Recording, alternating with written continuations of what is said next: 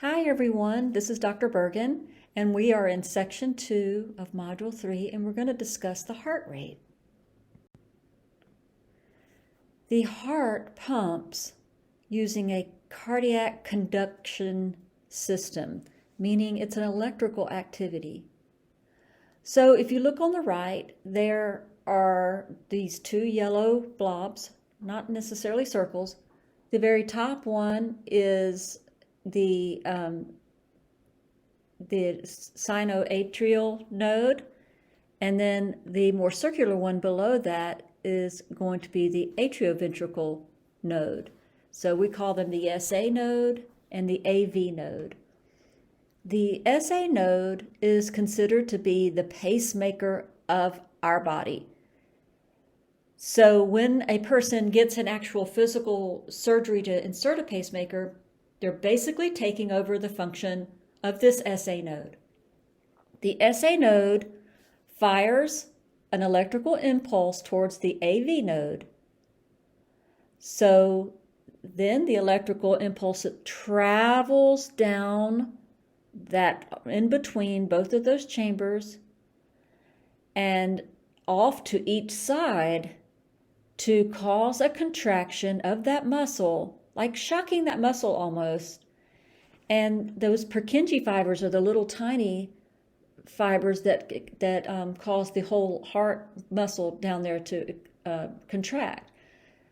We go SA node, AV node, and the bundle of His is the lines down the middle, and then it branches off to both sides to cause that electrical impulse for the contraction. And remember when we studied about the layers of the heart? So that's the thickness, the very thick part of the thickness of the layers, and you can see this on the left side, are located at the bottom. So we want to stimulate that contraction to be from the bottom up, pushing that blood to those big vessels that we discussed earlier. And that's how a heartbeat is generated. So every time you feel your own heart beat a beat, there is an electrical impulse from that SA node, our pacemaker of our heart, to cause the heart to push the blood out. When you take your full pathophysiology course, you're going to get into very deep discussion on the different parts of heartbeat, blood pressure, heart failure, and we're going to touch on the highlights. So if you understand these highlights, you can build on this information when you start taking your course. The heart can be heard as a lub-dub. So a lub-dub is one beat, and it goes like this: lub-dub, lub-dub, lub-dub, lub-dub, lub-dub. That was 5 heartbeats. When you actually listen to someone's heart with a stethoscope, that dub is a little bit quieter and the lub is a little bit louder. The lub, the very first one, is when the the AV valves close, and the dub is when the semilunar valves close. So if you need to pause this right here, you can look at where those valves are and when they close related to the lub-dub. And this makes the action potential. And when it comes out on the graph paper, like you've seen someone who's had an ECG or an EKG, electrocardiogram, it comes out on graph paper, these impulses cause an electrical activity to show up on that graph paper as what we see below as our EKG reading. So not only can you hear the heart rate when you put a stethoscope over the heart, you can also feel the pulsation of a heartbeat in various areas of the body. The ones we palpate, which means we actually put our fingers, not our thumb, but 2 fingers over, the main ones would be the carotid arteries on the side. If you put your fingers in the front of your throat and you move your fingers to the side of the trachea, you should be able to feel the carotid arteries pulsating. The other one would be the brachial, which is right mid of the, on the side, the lateral part of the bicep. And it's more common to feel for this one in infants and children. So commonly in adults, we use the radial artery. So it's if you put your finger by the thumb on your wrist, if you put your thumb up and you put your two fingers in that pulsating section of your wrist near your thumb that's on your wrist, according to the picture, you can feel a nice radial pulse there. Femoral is a pretty strong pulse. If you are laying down and you want to put your two fingers on your groin, you can feel that as well. But commonly we don't use the femoral artery to check patients' pulsations unless we have a reason to do that. So it's important that you look at this and understand that we can feel pulsations in various areas of the body. But when we want to auscultate the heart, which means we want to listen to it, we're going to place a stethoscope over the heart.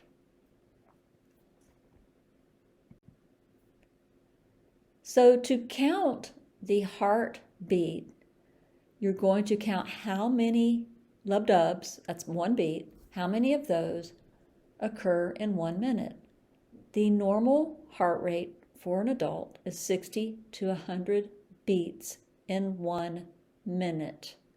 The heart rate can be charted as HR or BPM, which is beats per minute. And as I said, it can be auscultated slightly left of the sternum over the area of the heart. Now you'll get into, if you're going into nursing, you'll get into more detail auscultation methods, but I wanted just to hit the highlights like I said. The pulsations that we talked about in the previous slide are located over arteries. You cannot feel a pulsation of a vein. So what can go wrong? Abnormal things can go wrong with the heart, and we're going to talk about just a couple of major ones. A murmur occurs when one of those valves, any one of those valves, doesn't really close very well and has a swishing sound. So remember lub-dub. If one of those valves, the major valves, does not close properly, it's going to go lub-dub, lub-dub, lub-dub. So there's a swishing murmur there. If the heart rate is lower than 60, we call that bradycardia. And if the heart rate is higher than 100, remember 60 to 100 is normal, tachycardia is higher than 100. And then irregular heart rates occur when there's not a rhythmic beat. So lub-dub, lub-dub, lub-dub would be normal, but lub-dub, lub-dub, lub-dub, lub-dub, lub-dub, that's an irregular heart rate.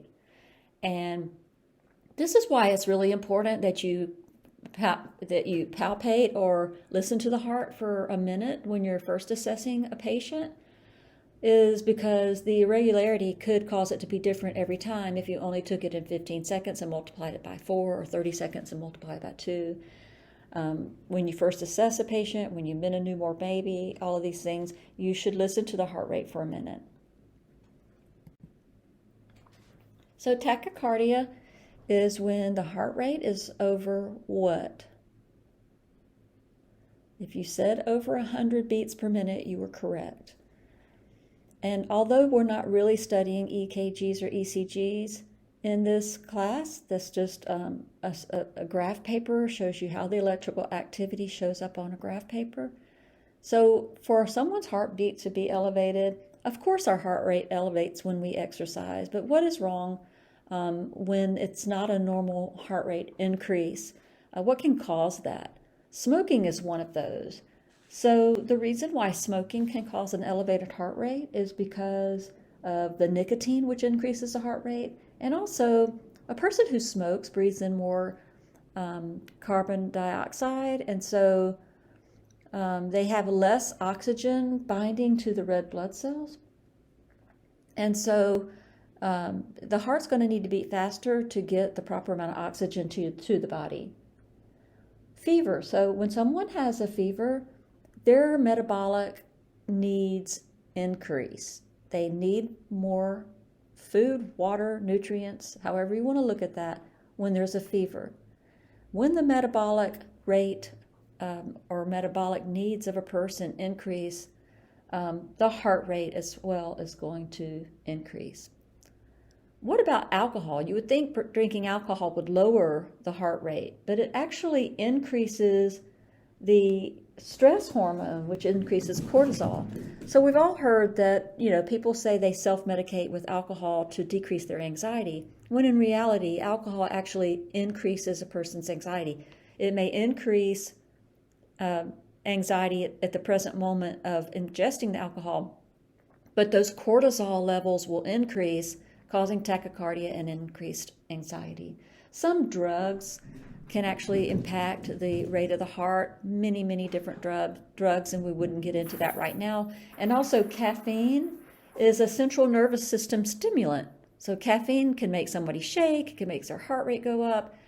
These are just a few of the ones that I thought were common that increase someone's heart rate. Now look at that lower heart rate. So how many beats per minute? Well, bradycardia is when it's below how many beats a minute for that heart. If you said 60, you were correct. So factors that lead to a lower heart rate could be medications again. And remember, medication, you're going to learn this if you take pharmacology. Medications can stimulate certain receptors. Medications can increase the sympathetic nervous system or central nervous system. It can increase the parasympathetic or decrease the parasympathetic nervous system. And all these things can change the heart rate. Heart disease. If there's some dead tissue, ischemic tissue is when it's not getting oxygen in the heart.